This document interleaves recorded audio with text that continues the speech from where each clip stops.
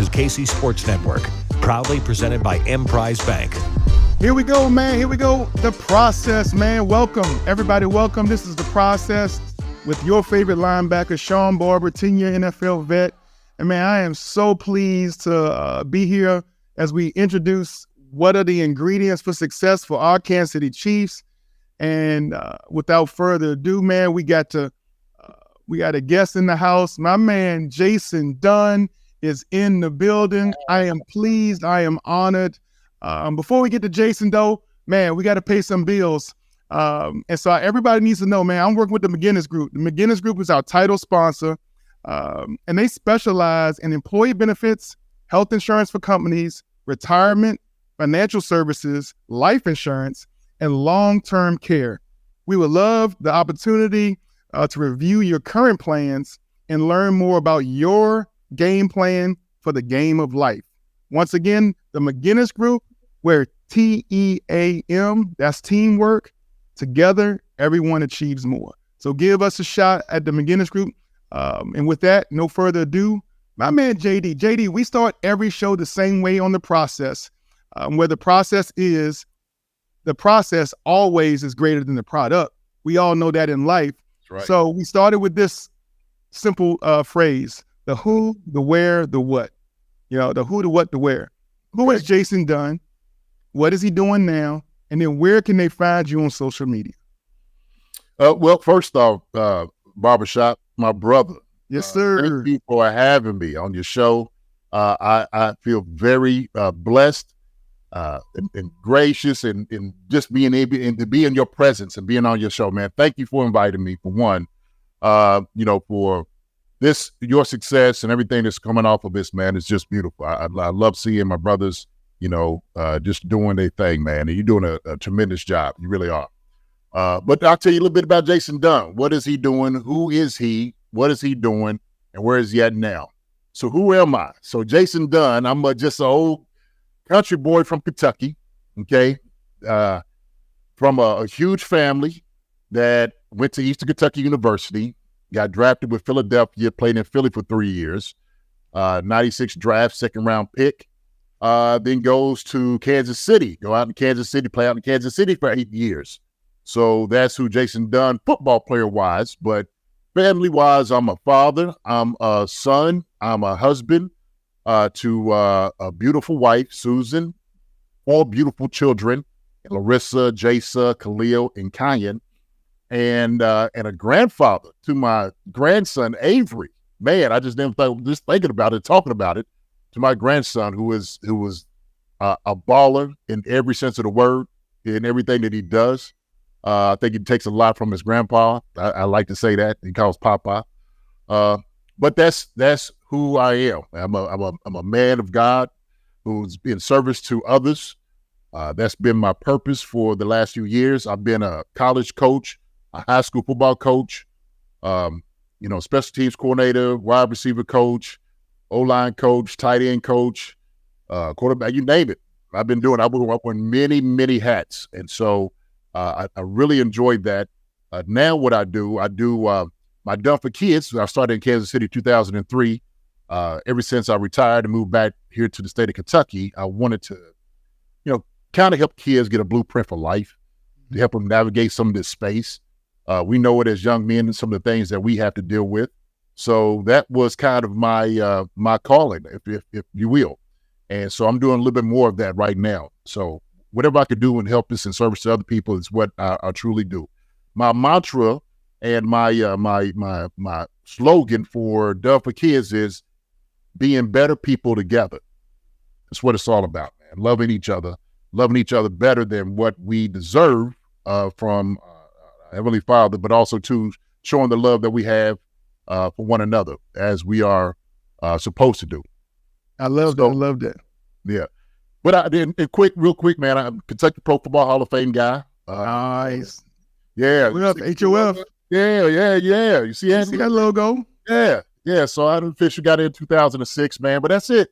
That's what JD is. That's JD. That's who I am, what I do, and what I'm inspired to be, man. Just a better man every single day. But plus this whole, look, we got a podcast. I got to talk about that, Shop. Yes. Yeah, I know I got into it and I almost forget about it because I had so much fun doing it that it doesn't even feel like it's something that like, a job or something like that. It's just like me and you coming on talking as boys. That's what it is. And so you've been on the show. We loved you because you are somebody who was a wealth of football knowledge.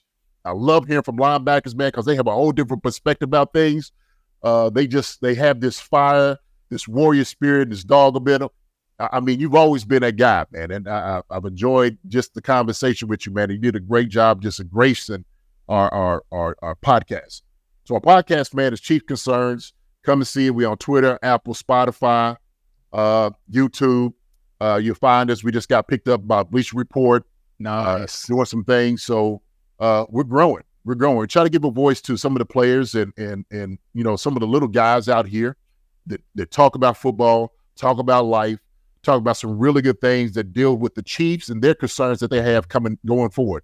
But you can find me. I'll tell you some of the social media stuff because we had to do the social media things, right? And that's right. My kids they had to teach me some things about social media, man. I didn't really know a lot of it. But I'm on Twitter at Jasus, Jasus TD89. That's my Twitter handle. And so my Instagram handle, I have it at J Dungeon Dog is my Instagram account. So come and check me out, man. Come check me out. That's where I am. That's where you can find me. And so that's it. I never thought I'd be talking about Twitter handles and Instagram and all. I just didn't, Chop. I had no desire to do that, but here we are. JD, being old is a choice, bro. It's a choice. If we want to act like we old and it's Twitter and Instagram is too much for us and Snapchat is too, then you know what? You'll become old. But if you want to stay lively and young and be, a part of the movement, be a part of things like, hey man, KCSN, Kansas City Sports Network, The Process, 21 questions every week. It's a gambit of shows that here in town in Kansas City, BJ Kissel does an amazing job with this network of putting out new information every day. We got producers like Tucker Franklin. He's coming up with different assets and things for our listeners and followers to continuously stay submerged in what's going on here in Chiefs, in the kingdom, Chiefs Kingdom, and also with the Sea of Red. Man, these fans here, man, we just keep them, we keep them loaded up. We keep their clip full of information to be able to go out and speak knowledgeably and with some wisdom about our Kansas City Chiefs. So that's what we're going to do. We're going to take the rest of this first segment and just jump into a quick summary of what happened last Sunday. The Chiefs were facing Justin Fields and the Bears. The Bears came into town with the mobile quarterback and with a defense that was, not giving up a bunch of points and stuff and trying to be a little bit better than they are. They thought that Sunday was going to be the chance to kind of right the ship and get things going in the right direction.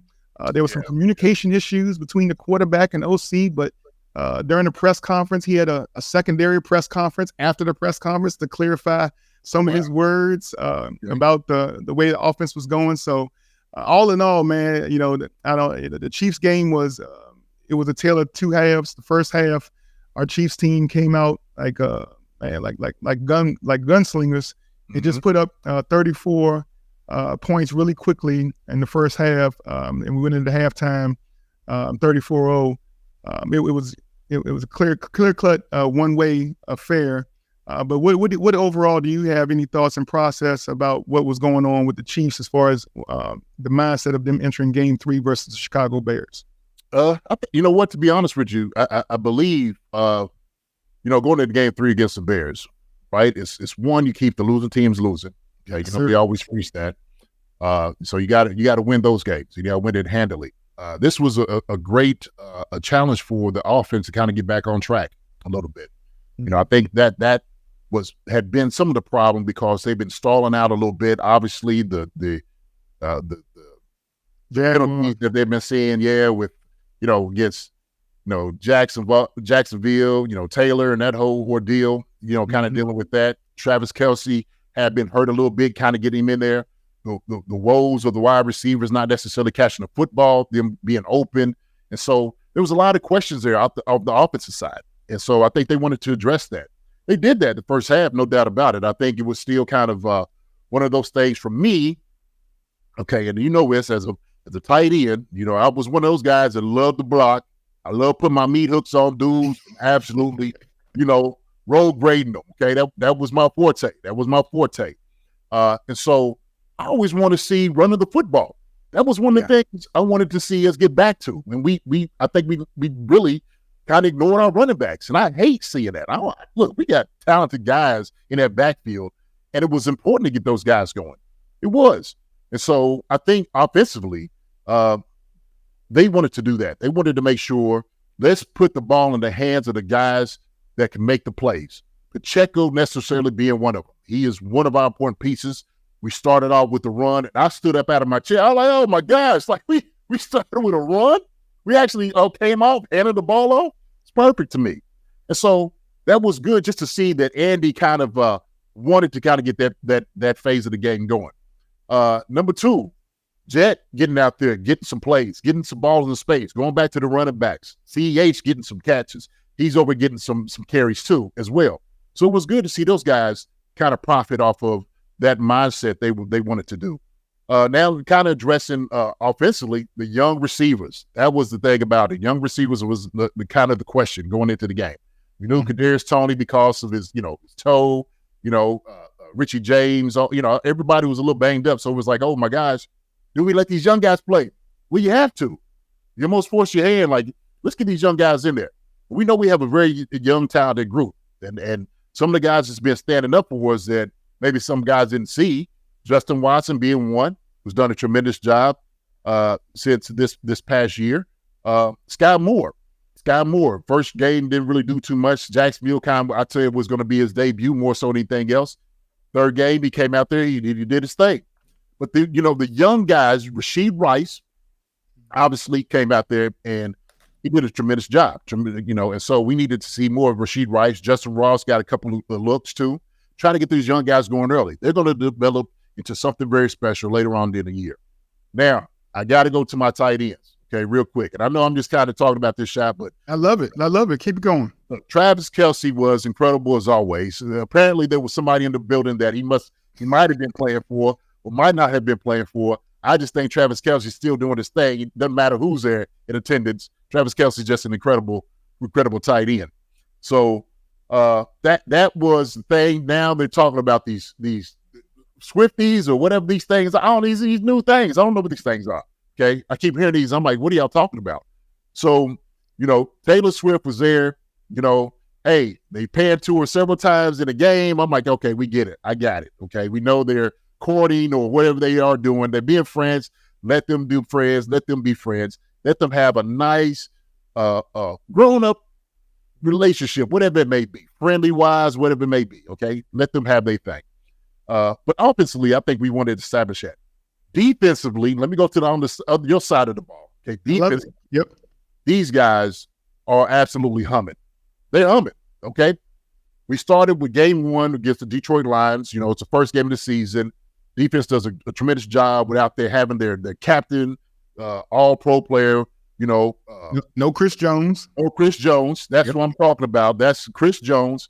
Not there. Chris Jones comes back the second game. You see his presence. You see why we missed a guy like Chris Jones, okay? He's an animal. He's a beast out there. And there's a reason why he's one of the best defensive linemen in the game. Okay? So his presence was coming back, just seeing him was something of glory. Trent McDuffie, the all secondary, has been playing lights out. Those guys been doing a tremendous job. And their development, I seen this last year when I was tell people, it's good to challenge young guys early, just like we're doing with the wide receiver core right now. These guys are going to develop down the road. And that's what you want to do is you want to test these guys, put them in the fire immediately so you know what you're going to get out of them later on down the road. Now, your position, LBs, linebackers, okay? Look, I think these guys, man, there's a good core of guys there, okay? There's some guys that they could absolutely flow with the best of them. Running backs, they fit well into all the gaps. They are recognizing plays. They're getting back in the space that they need to, covering it. They're doing a tremendous job, man. Linebackers have been playing lights out too. I don't think people talk enough about it, but they really have been doing a great job. Willie Gay, for me, as being tremendous this past year. He really has. So that I think those things is what they wanted to do against, obviously, the Bears, which was, they've been floundering, is imploding. We know what type of trouble they've been going through. So we should have won that game handily. So, yeah. Man, love to break down. Obviously, just highlight some of the things you said with the offense, man. Taking advantage of the turnovers, taking advantage of the field position, scoring opportunities, not settling for field goals. In the first half, the offense, when you talk about balance, that's the one thing I think, we always want to see with this team, with even with the team with Andy Reid and Pat Mahomes, both of them being so in favor of passing first. Yes. How do you create balance when you have arm talent as phenomenal as Patrick Mahomes? Well, you find a way. Like you said, you feed it to the running backs early and often. If you saw on the field the excitement, the offensive line, every time the running backs were given the ball, and whether it was Pacheco, CEH, Jet, whoever had the ball, when they was finishing off those runs, you saw the offensive line excited, jumping around when they was coming back to the huddle, asking, feed me, give us more. We want to run this thing. Because I understand it from an offensive mindset. If you go over the top and you beat us with a trick play and you score off of 3 passes to Kelsey, and then we give up a 5-play drive, I go over to the sideline and I'm like, you know what, guys, it ain't that bad. It was a little bit of a smoke and mirrors. We wasn't ready for the shifts and motions. Yeah. And when you hand that ball off, a 10, 12 play drive, eating it up on the ground game, that's when you attack the heart and soul of a defense. And when you take that from them, it ain't no coming back. It ain't no going in at halftime. There ain't no heart you're going to find in the locker room in halftime and come out the second half thinking things going to change. Yeah. You've been running that ball down somebody's throat for the entire first half. It is what it is. You're going to get a lot more of that. And so I know from my mindset and your mindset, the thing we do have in common is the vitality and the understanding that settling and determining, having a determination for that run game is something that it's going to pay dividends off, not only in the first half, but also as the entire game wear on. So, hey, real quick, we're going to go to a quick break. And in the second segment of the show, we're going to focus in even more on your position. We're going to focus down on that tight end position and seeing around the league what tight ends are doing what, who can do better, who can do, who are the surprises in the league so far as the tight end position. And then later on, come back and find out exactly when you say you are a father, a mentor, a friend. We're going to, finish up the show with digging a little bit deeper into Jason Dunn, the man. Once again, this is The Process. You with Sean Barber, my man JD, the J-Dog Dunn, and we'll get back to you right after this message. Thanks for listening to KC Sports Network. Make sure you download our new app. Find it on the App Store or Google Play. Just search KC Sports Network. Hey, welcome back to The Process. Obviously, The Process is always greater than what it produces. Again, let's thank our title sponsor, McGinnis Group. Any of your health benefits need of your company, individual, man, reach out to Matt McGinnis, Scott Soxy, and the gang over at the McGinnis Group. Or, hit me at Barbershop, at Sean Barber 59, and I can put you in touch with the right individuals, the right producers to take care of all your health benefit needs. Again, man, hey, this is The Process, where the process is always greater than the product. I got my main man, a former teammate of mine, Hall of Famer, Kentucky Hall of Famer, man, Jason Dunn, J.E. Dunn, Jesus 89 Dunn. We got all the Instagram. If you got to find my man JD at Chiefs Concern. He has a weekly podcast that comes out. They are doing a phenomenal job of breaking down what is going on inside of Chiefs Kingdom. We definitely want to promote that to the highest. But hey, my man JD, we're going to get back to what's next for the Chiefs this coming up week. Obviously, the Chiefs are playing at the New York Jets. It's Sunday Night Football, prime time. I mean, listen, not to disappoint, but everybody thought this was going to be Aaron Rodgers versus Pat Mahomes. Yeah. The entire schedule might have been built around this one game. They thought that both teams were going to be coming in 3-0. The mighty Jets of the of the Midway versus the Midwest Kansas City Chiefs. They thought it, but hey, both teams have had some unfortunate. Hey, we lost to the Lions. The Jets unfortunately lost their leader as far as Aaron Rodgers, and now they've had to pivot and make some moves with Zach Wilson.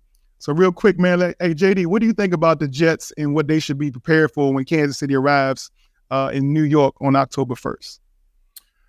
Well, I think the main thing that they had to be prepared for is Patrick Mahomes and his entire crew passing the football.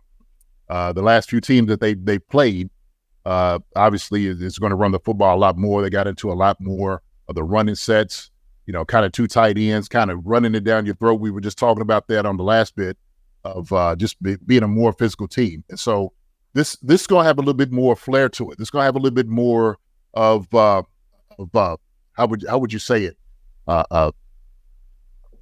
Some sweetness to it. I'm gonna put it that way. A little swagger. That's swagger. KC swagger. Swagger coming up here to New York, and so they got to contend with that. They really do. And so it's going to be a great challenge going against this defense from the offensive standpoint. Because they got some boys back at shop. Look, I'm telling you, they got some guys up front. Okay, that is going to test our offensive line, right? We're talking about Quentin Williams, the other one, the Johnson guy, the one that's next to him. I think he's been playing better ball than Williams has somewhat. I think drafted from Florida State. I think he was first round pick from Florida State. Yeah, yes. And I watched him in the game. I'm like, this guy right here is actually, he's kind of, a little bit of a problem.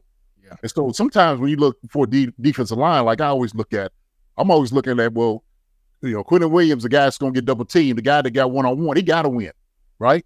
Mm-hmm. He has to. That's your job.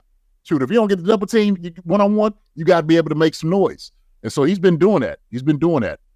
So, of course, we know C.J. Mosley is a guy that we know is a great linebacker. He floats around everywhere, recognizes play really well, just surveying what they do offensively. Then we go to the back end with, I think, Whitehouse and then Sauce Gardner, right? Sauce Gardner that's their guy, okay? He's the man for them. So Sauce Gardner is going to go ahead and D up the guy that we're going to throw the ball to. But that's the thing about it. He is on almost on the trajectory of almost like a Dion or maybe like Champ Bailey. He's a guy that Charles Woodson. Yeah. Those guys. Come on. Read this. If you want to say, look, put it on the island, put him in zone. He's going to cover one half of the field quarter. He's got that area, right? And they trust him in that. So I think that's one thing they're going to try to attack with defensively is trying to stop that. Another thing they're going to try to do, obviously, is they're going to try to maybe bring some pressure against Patrick Mahomes. Because to them, if they stop Travis Kelce, they're still going to put the onus on the young wide receivers, right? I think, to me, that's what I would do. If I'm defense coordinator, I'm like, look, we're not going to let A7 beat us at 15. We can't let him get going either, okay? So we got to get in our lanes. We got to play distance for football. We got to let the guys on the outside beat us, okay?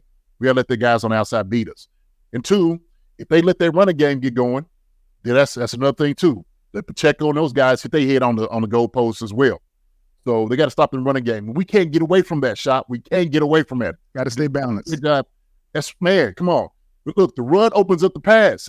That's just how it goes. When I'm sitting there and I'm watching them playing New England, shoot, it was a run. It was opening up the pass. And even if they weren't successful with it, you kept the defense honest. You keep them honest. That's what you do.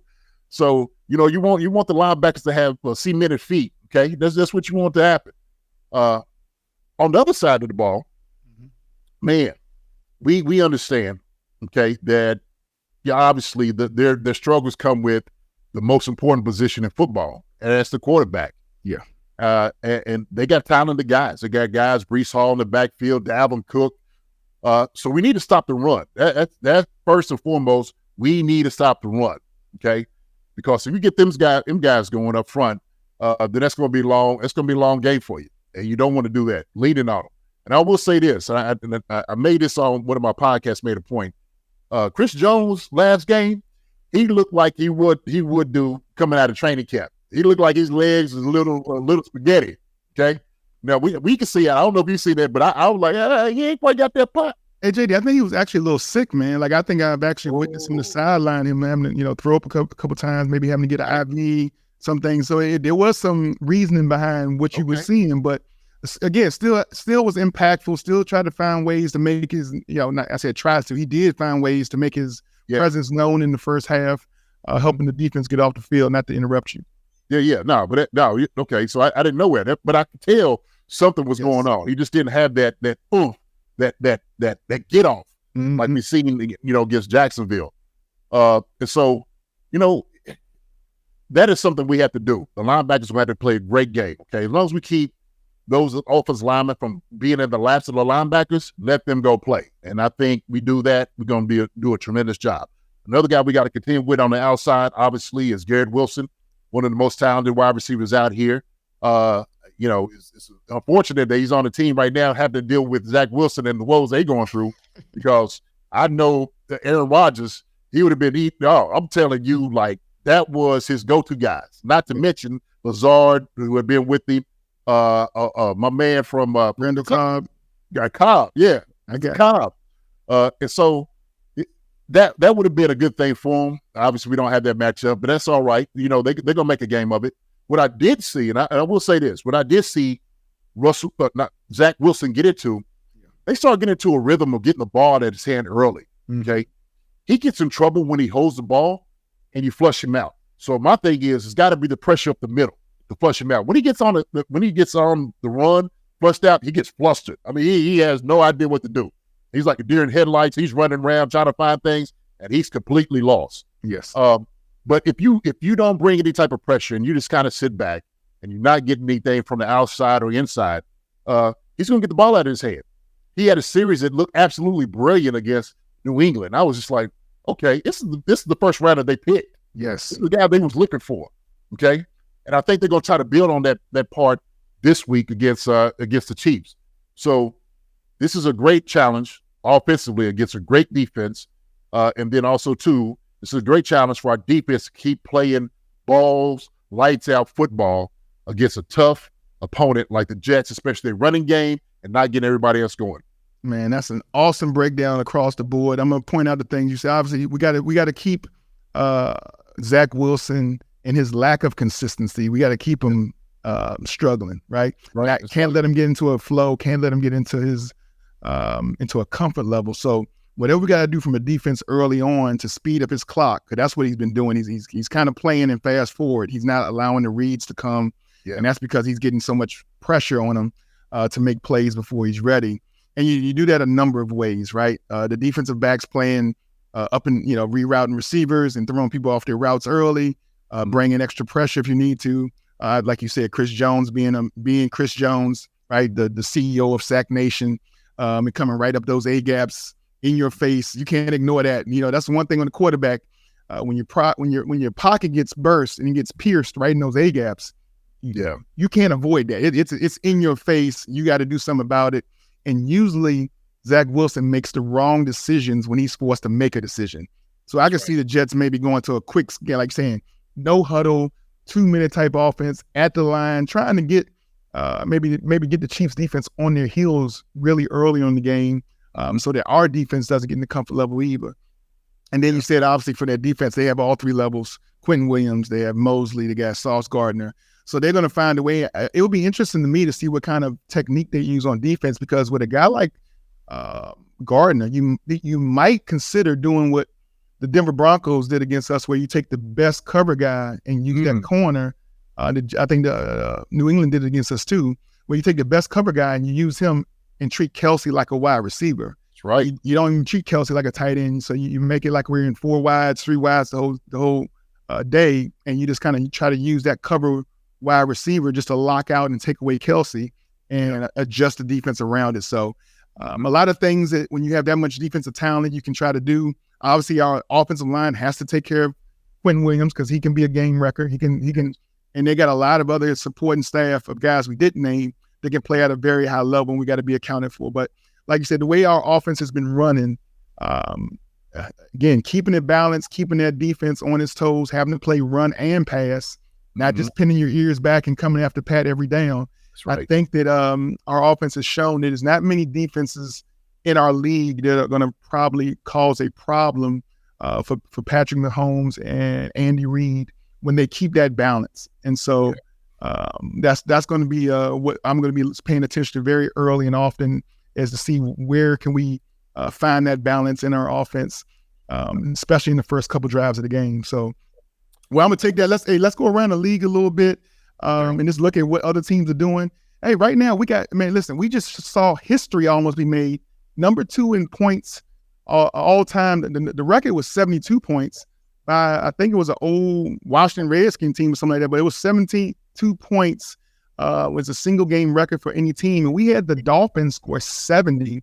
Yeah. And late in the game, in position for another field goal, and they chose just to kneel it down on 4th down and not try to set a record. I think it was a little bit of gamemanship with the Dolphins versus the Denver Broncos. What are your thoughts about not only the Dolphins offense, but maybe also that, speak real quickly about the 49ers?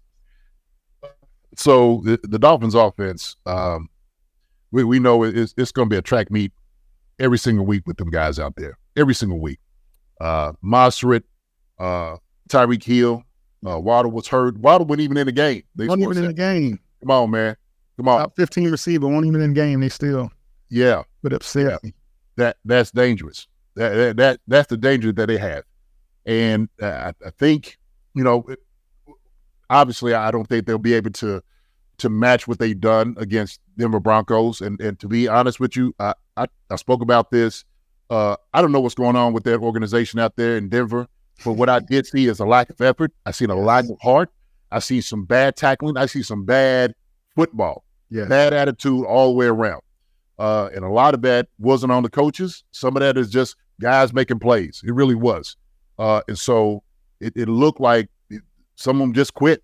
So I think it was a little bit of that. It was also the turnovers. Sutton had 2 good plays. 2 good plays, turns it over, right? And so that helped carry it up to 70 points as well, because you give them good field position, give them ball back. So I don't think the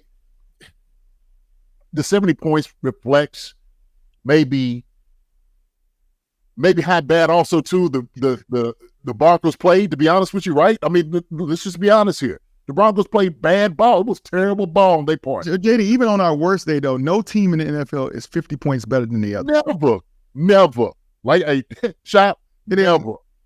Yeah, the worst team I've ever seen in the league versus the best team I've ever seen in the league, it still ain't a 50-point difference. So many other things unaccounted, all like you're saying, the turnovers, the missed tackles. There's so many long runs, breakout runs where the Denver Broncos were selling out to stop him for a short game. And then once that running back cut back, it was no cutback leverage. It was no discipline on your rush lanes or your cutback lanes so like all the fundamentals and the disciplines just got thrown out the door after they were down by 30. And like, when you don't play fundamentally sound football against a team with track runners, speed kills. Yes. We know that. And what you saw is a track meet, 350 plus yards running, 350 yards plus passing. Boy. Never have I seen that type of offensive balance be displayed against another NFL team. No. And the thing is, I was talking to some fans and they were just like, well, they could have called the dogs off. I'm like, they wouldn't even do anything. You know what I mean? They wouldn't even do anything, extravagant to just call the dogs off. They were just running like, hey, man, we're going to interrupt right here, make the play. I said, the only thing you could have possibly done to call the dogs off is take a knee every time you get the ball in the second half. And then do that. That ain't football. That's almost less respectful than you just continue to play. If you ever took a knee on me at the beginning of the fourth quarter and I'm still running plays, that's almost worse than you actually going out there and playing. I mean, it's football. We know what we signed up for. And I think Coach Hayden accepted it the right way. And then real quick, they did the 49ers. Like that game plan, like we said, it's a mirror image. Mike McDaniels came from the 49ers. He's part of that Shanahan tree, which we know from playing. All of those plays, all of this run action stuff comes from the Papa Shanahan, who did it back in the day with the Denver Broncos. So it's that, like you saying, that balance, that run first, running cut, right? One cut type game plan. They do the same thing with the outside zone, and they run it to perfection. Outside zone, yes. And we know that Kyle Shanahan is, like you said, is his dad. We know this, okay? Yes. But we also understand that, McDaniels, who was been under Shanahan, who's been learning from him, is the same tree. Oh, that's Shanahan calling you right now. Hey, real quick, Jason. We're gonna take a break though. We're gonna let you take that call. We're gonna take a break. Hey, once again, this is Sean Barber with The Process. The Process is always greater than what it produces. Again, title spots we love, and thank the McGinnis Group for what they're doing for us. We'll be right back to close it up and finish up with my man Jason Dunn, Chiefs Concern. Right back at you. Thanks for listening to KC Sports Network. Make sure you download our new app. Find it on the App Store or Google Play. Just search KC Sports Network. We're back with another week of football, and DraftKings Sportsbook is keeping us in on the NFL action with great offers every single game day. New customers can bet just $5 and get $200 instantly in bonus bets. Throw $5 down on any of this week's epic matchups and walk away an instant winner. And DraftKings isn't stopping there. All customers can take advantage of 2 new offers every game day this September. Football is more fun when you're in on the action, so download the app now and use code KCSN at sign up. New customers can bet just $5 and get $200 instantly in bonus bets only at DraftKings Sportsbook, an official sports betting partner of the NFL. With code KCSN, the crown is yours. Gambling problem? Call 1-800-GAMBLER or visit www.1800gambler.net. In New York, call 877-8-HOPE-NY or text HOPE-NY 467-369. In Connecticut, help is available for problem gambling. Call 888-789-7777 or visit ccpg.org. Please play responsibly on behalf of Boot Hill Casino and Resort in Kansas. Licensee partner Golden Nugget, Lake Charles, Louisiana. 21 plus age varies by jurisdiction, void in Ontario. See sportsbook.draftkings.com/football terms for eligibility, terms, and responsible gaming resources. Bonus bets expire 7 days after issuance. Eligibility and deposit restrictions apply. Again, hey man, welcome back to The Process. Yours truly, Sean Barber, former linebacker of the Kansas City Chiefs. Here with my man JD, Jason Dunn, co-host of the Chiefs at Chiefs Concern. Make sure you look both of us up. Just continues to follow us. Give us your support, feedback. We love it. At Sean Barber 59.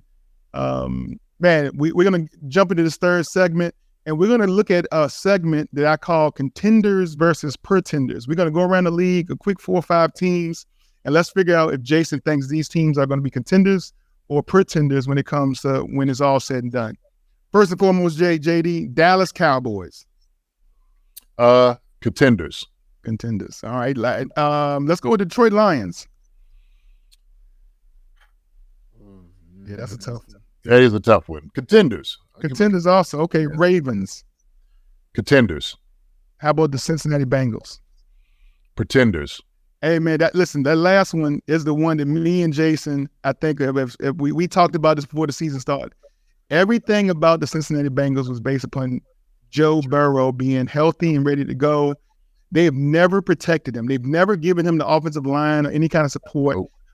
You think that you put 3 great receivers around a guy and he's supposed to go out there and just throw the ball for 400 yards and 4 touchdowns every game. Eventually, defenses bring that pressure. They bring that hawk. They bring that smoke. And he's taken so many hits in those last couple of years. I think the teams have kind of got to him, and now some of that getting hit has started to wear and tear on his body. That hurt calf is something that might be something that is a lingering issue throughout the season. Yeah. And you can tell his deep ball isn't as accurate right now. And without that, it just brings the defense a lot closer to the line of scrimmage, and they're being challenged at every catch now. So I'm really, I think that they're a pretender too. Shop, they smell blood in the water. Okay, and you know this as a defense. The more hits you could get on that calf, okay, we ain't targeting. We ain't. Okay, you gotta push him. Give him a shot. Push. Yeah, we're gonna hit on your body. That's what happens. It's football, physical game. But I think they smell blood in the water, man. You got to go after it. Right, sir. And then it goes from contenders to pretenders. We go with panic or patience. You can either push the panic button or show some patience with these teams.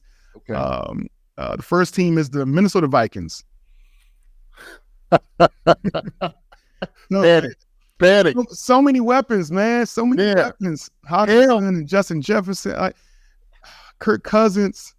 Yeah, you got to panic. Panic. That's just is the waters coming into the boat. You got to jump out the boat, man. That's right. Yeah. Hey, the New Orleans Saints. Now that Derek Carr got injured. Patience. show some patience. You think the injuries might not be that significant? He can come back. If Jameis Winston can hold up, you just got Kamara back. Kamara's back. Yep. Kamara's back, so that helps out.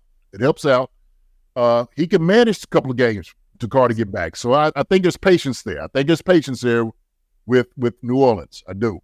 How about the Bears, Justin Field and the Bears? Oh, man, it's a full-blown panic. Full-blown. Push the button. Yeah. Leave me along. I'm telling you, yeah.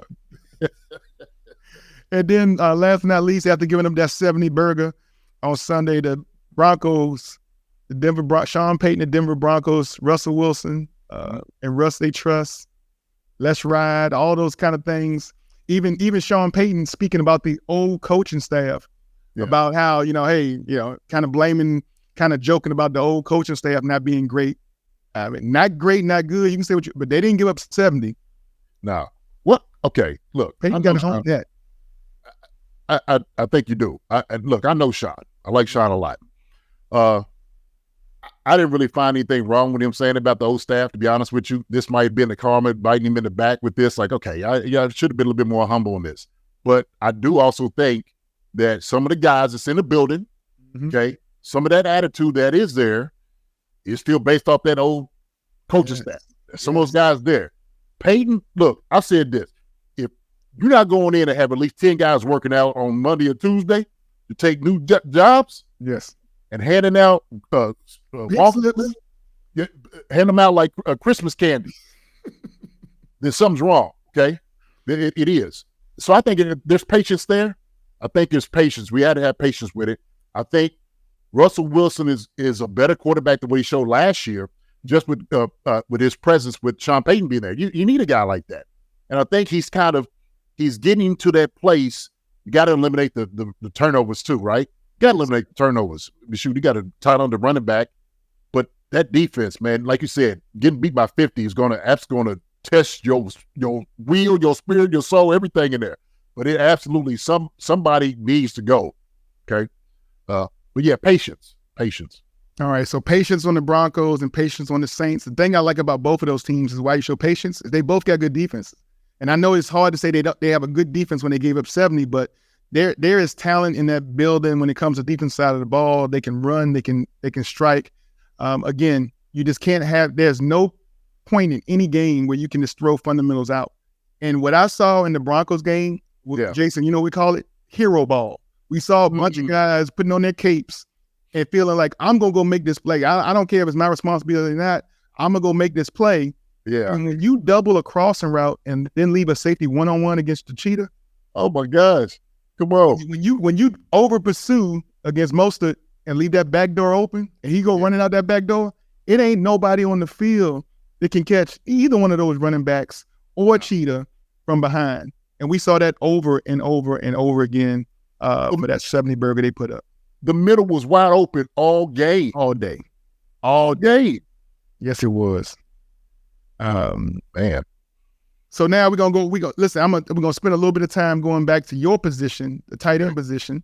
Okay. Across the league, man, there's been a little shift, man. I don't like, going into a lot of fantasy football players. Obviously, Travis Kelce was the first tight end taken, and then Mark Andrews, and maybe Kyle Pitts and Evan Ingram. But there's been a little rush, little surgence from these younger guys, man. TJ Hawkinson has shown up. I think he's leading the league as far as reception yardages. And then from Detroit, Laporta, he's kind of entered the scene as maybe the right now number 2 as far as the stats. Yep. Is it the skill of these young guys, or do you think it's more of the offensive philosophies they're being put into of why these young guys have kind of made a rush to the front when it comes to the tight end position?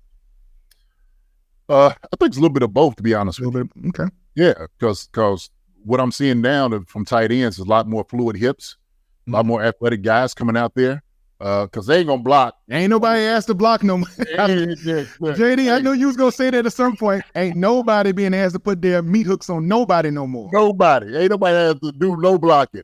Our guy who's the best tight end is one of the best blockers. I watched him the last game, and maybe not. I ain't gonna put it on Taylor, but he was lighting some people up, man. He was putting his hands on folks. He'll get down the field and block people too. So I like, but look, Sam Laporta, TJ Hawkinson, who's the highest paid tight end, and there's a reason because he is good. He is good. He catches the football, but I think a lot of it does have to do with the schemes too, because when you start seeing a guy like Kelsey, Andrews, and those guys in the past, Knox, Kittles, who have been killing defenses, then you're like, hey, you know what? This thing works. Why wouldn't we try to emphasize getting the ball to our tight ends, which is a matchup nightmare for safeties and linebackers at times, right? Mm-hmm. So we just line them up. They got them out there wide like a wide receiver now. So it's I wish I had that back in my day, man. When I came in, you had to be 270 at least to be a tight end to block. You knew you was going to have a 5 and a 9 and a 7 right on your shop that you knew you're going to get hit in the mouth. That's what it was.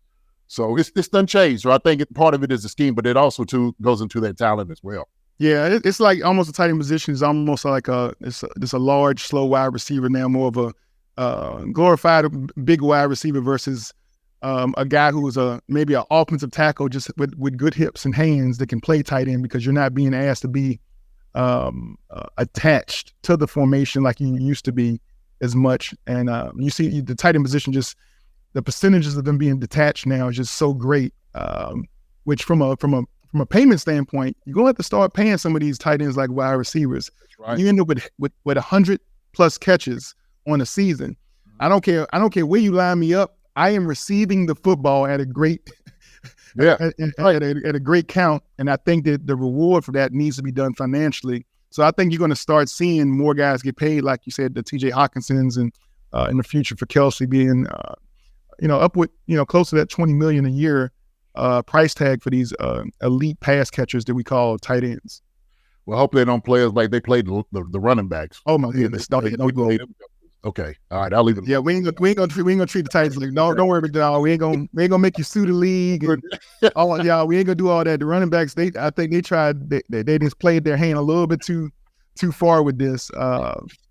So it was almost like they're walking on a picket line and turn around and ain't nobody with them. Hey, we are back. Hey, who's a backup? The backup's out there playing. The backup's like, all right, yeah, you go argue about your deal. I got your back. And then they snuck out on the field and started taking the carries and stuff. So, man, hey, look, you're being a former tight end in the pros, man. The one thing, obviously, any position to come on, I always ask this, like, who is the GOAT of your position? Now, I know it's maybe a little slanted a little bit because you play with Tony, obviously, but it's a two-man race right now. It's between Tony Gonzalez and Travis Kelce, and they both have such different skill sets. But with your consideration of what you believe the tight end position and how it should be played, who is the GOAT, which is the greatest of all time, of the tight end position? So without a doubt, different games. I look at totality of things. I still give a nod to TG. TG played for 17 years. I think he was only out maybe one game. He might have missed one or two, possibly. Yeah. So that, to me, just his longevity, his durability. Plus, he used to block. He blocked folks. He get in and he's going to hit a defensive end or a linebacker in the mouth. He's going to do it. So, and we know TG is going to get open. He'd had 2 or 3 guys draped on him. It's still open. Always open. 24/7, 7-11. Always open. I used to hear it all the time in meetings. Oh, I'm open. I'm like, daggone, you open every play? Yes. But, he was. So my now goes to TG because of that. But I always say that we always had the 2 greatest tight ends in Chiefs uniforms in the history of football, with Tony and Travis. We can't take away from what Travis been able to do with yards wise. And I think a lot of that goes into, because you have Patrick Mahomes, the scheme of things, what you do offensively. It's a different type of league. It's a more passing league. You're going to push the ball down the field. You're going to throw, 50 balls, whatever, every game. And so that gives more opportunities, no doubt. But Travis, man, what he's incredible with is his yards at the catch. I've never seen a tight end like that. Yes. You can catch a football and turn it into a touchdown 40 yards away and make it look easy.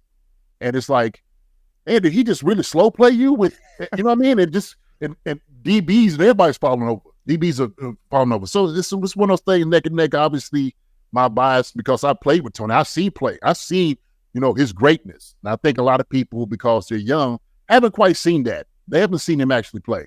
And then I think a lot of that goes into maybe some of the hate that people have with, being a little hurt with. Oh, don't get blood hurt because he's like that. Yeah, don't get let your feelings. Don't let the feelings come in. Right. So I think that goes into it. But I think, like I said, the nod still goes to TG on my side. Travis is right up there. He's right up there. And so I think it's almost when we talk about like the Jordan, LeBron type. Yes, it is. Conversation, right? Now, so, always depending on what you're looking for, you can make an argument for each. I think the fact that me and you both played between those white lines and we put our hands in the dirt and knows what it's like to play at the pro level, I think the fact that both of us definitely have to crown TG is a lot to do with his toughness, the availability for as long as he played, the longevity, and also the person or the skill level of the person throwing him the ball. The one thing you can account for with Patrick Mahomes, he's not going to lead you into a bad, getting blown up. He's not going the ball is going to be placed right between those numbers almost 90% of the time. I mean, he doesn't miss much. And when he misses, it ain't by a lot. Like he's a sniper out there with that ball. And I'm talking about no matter how deep you are. He's been amazing at being able to find his receivers, especially on off-schedule throws. When the play breaks down, he's able to find. And Tony, unfortunately, in his career, the closest thing he had to that was probably Trent Green. Trent was amazing at it, but we were giving the ball to the big ticket. It was a priest home. We had the greatest offensive line, including you, right? You was the third tackle going out there. So we didn't need to throw the ball because we could get 4 or 5 yards before Priest Holmes got touched. That's right. In every down, no matter what you did defensively. So it was no need to go to Tony until the red zone, which is why Tony ended up with 76 TDs on his career. And I think that's going to be the tough mark for Kelsey to ever reach is those touchdowns. Mm-hmm. That's going to be the tough for anybody to reach because, I mean, he was the feature of our offense when it got to the red zone. That's when Tony, his eyes lit up. And if you wanted a touchdown, you threw it in his vicinity and he could go get it, man. He could go get it. He was amazing at that. Yeah.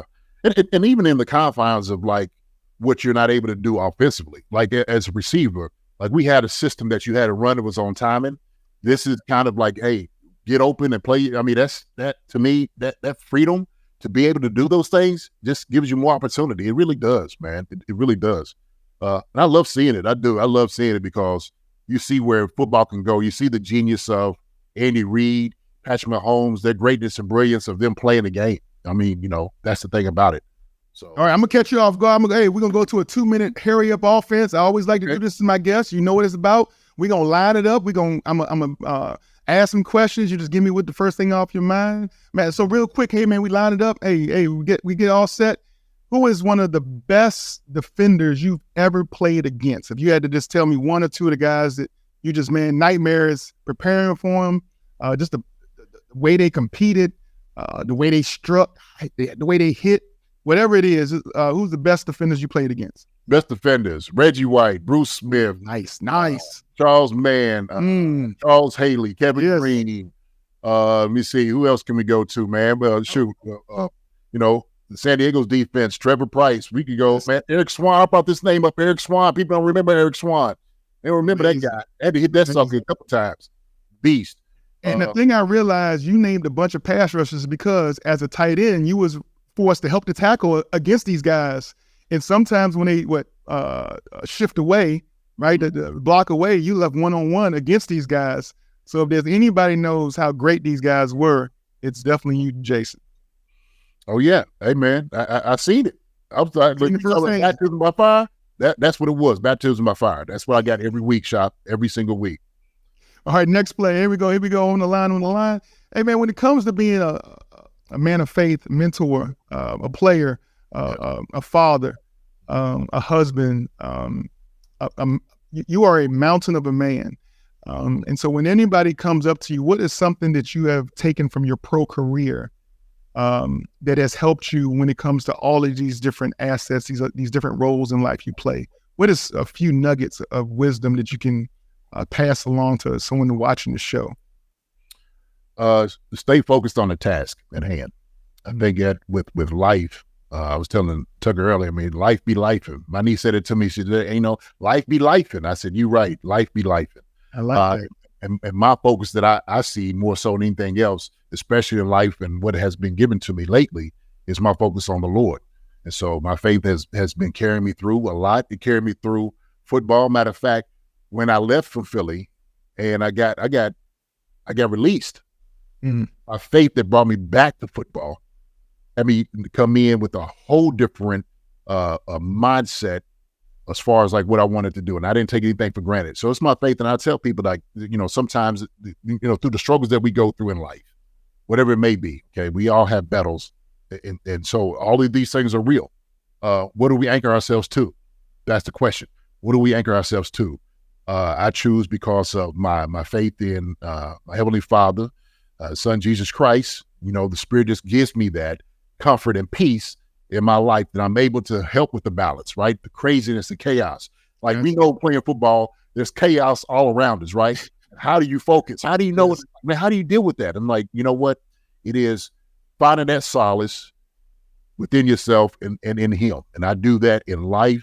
So that's part of what football did. When I was out there, I'd pray. I pray, when before the games, I get that solace of knowing that He's with me all the time. And so I know He gives me that strength. So having that strength, reinforcing that strength, I know I can do all things possible through Him, right? Always, brother. Iron sharpens iron. It's so many different verses and quotes that bring strength and turmoil, struggles at life. I think the thing that we realize is that, like you said, not only life be lifing, that life is about change. It's about dealing with strife and struggles and overcoming obstacles. That no one's out here living a Instagram life 24/7. Nobody's out here driving whatever, jet setting on private jets and all that without any struggle. The richest of riches, the most successful people are still dealing with sickness, and they're dealing with mental issues, and they're dealing with losing family members, like struggles.